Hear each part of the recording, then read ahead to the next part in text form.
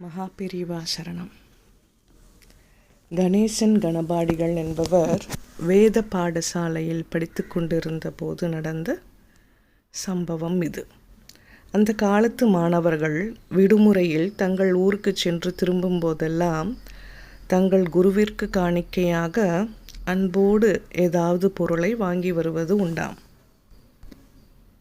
அப்படி ஒரு சமயம் மாணவனாக இருந்த கணேசன் தன் குருவுக்கு தருவதற்காக காய்கறிகள் கொஞ்சம் வாங்கி கொண்டான். அதோடு தங்கள் ஊரில் மட்டும் கிடைக்கும் ஒரு விசேஷ ரக வாழைப்பழத்தையும் கொஞ்சம் வாங்கி கொண்டு வந்தான். மாணவர்கள் ஒவ்வொருவரும் தாங்கள் வாங்கி வந்ததை வாத்தியாரிடம் சமர்ப்பிக்க, கணேசனும் தான் கொண்டு வந்தவற்றை தனது வாத்தியாரிடம் சமர்ப்பித்து பணிந்து நின்றான். அனைத்தையும் பார்த்து மகிழ்ந்த குரு, நீ எனக்காக ஒரு உபகாரம் பண்ணு. எல்லா காய்கறி பழங்களையும் அப்படியே எடுத்துட்டு போய் காஞ்சி மகாபெரிவா சன்னதியில் கொண்டு போய் சேர்த்துடு. உனக்கு பரமசேமம் உண்டாகும் என்று சொன்னார். மாணவன் சற்று தயங்க, இதோ பாருப்பா, அந்த நடமாடும் தெய்வம் நமக்கு எத்தனையோ வழிகள் அனுகிரகம் பொழியறது. அதுக்கெல்லாம் நாம் பிரதிபலனாக என்ன செய்ய முடியும்? அவர் ஒரு பெரிய ஆலமரம். அந்த ஆலமரத்தை குளிப்பாட்ட நம்மால் முடியாது இல்லையா? ஒரு வாளி தண்ணி இல்லைனாலும் ஒரு உத்ரணி ஜலமாவது ஊற்றினோங்கிற மனசு திருப்தியோடு நாம் இப்படி அப்பப்போ சின்னதாக எதையாவது அவளுக்கு சமர்ப்பிச்சுக்கலாம். அவ்வளவுதான். புரிஞ்சுதா? தயங்காமல் எடுத்துட்டு போய் சேர்ப்பிச்சுட்டு வா.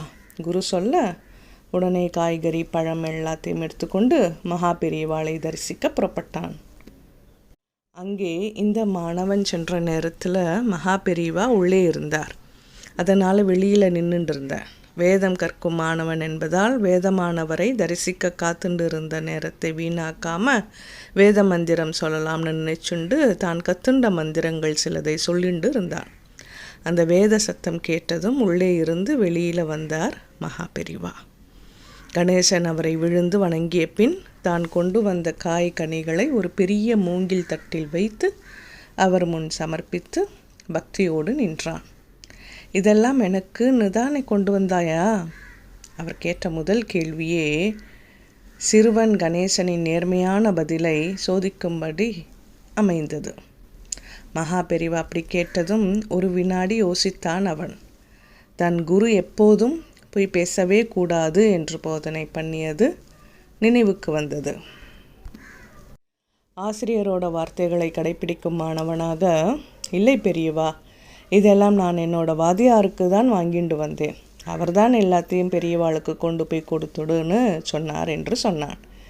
இதெல்லாம் உங்கள் நிலத்தில் விளைஞ்சதோ? ஒன்றும் அறியாதவர் போல கேட்டார். இல்லை பெரியவா, எங்களுக்கு அவ்வளவு வசதி இல்லை. அப்போ காசு கொடுத்து வாங்கிட்டு வந்தியோ என்று அவனிடம் கேட்டதும் அல்லாமல் அங்கே நின்று கொண்டிருந்த பக்தர்கள் பக்கம் திரும்பி, இந்த குழந்தைக்கு எவ்வளவு குரு பக்தி, தன் குருவுக்காக பிரியமாக இதெல்லாம் வாங்கிட்டு வந்திருக்கான் பாரு என்று பாராட்டி சொல்ல கணேசனுக்கு ரொம்பவே சந்தோஷமாக இருந்தது.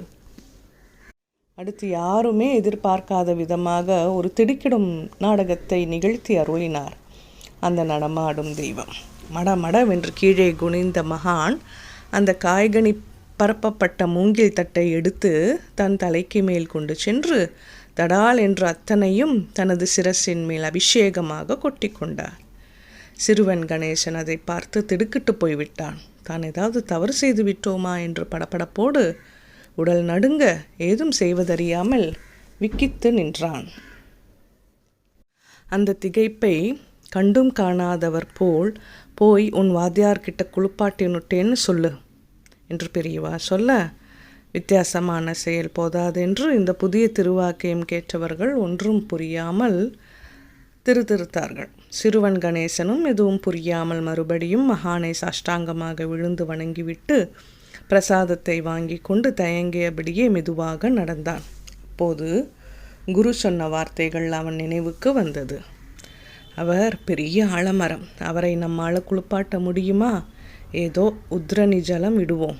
வாத்தியார் சொன்ன வார்த்தைகளுக்கு பதிலாக இந்த எளிய காணிக்கையே எனக்கு திருப்தியானது தான் அப்படின்னு உணர்த்துற விதமாக குளிப்பாட்டினுட்டேன் என்று வார்த்தையை உதித்திருக்கிறார் மகாபெரிவா என்பது அவனுக்கு புரிந்தது.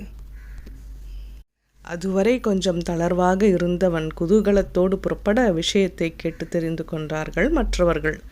மகிழ்ச்சியாக ஓடிச் சென்று தன் குருவிடம் நடந்ததையெல்லாம் சொன்னான்.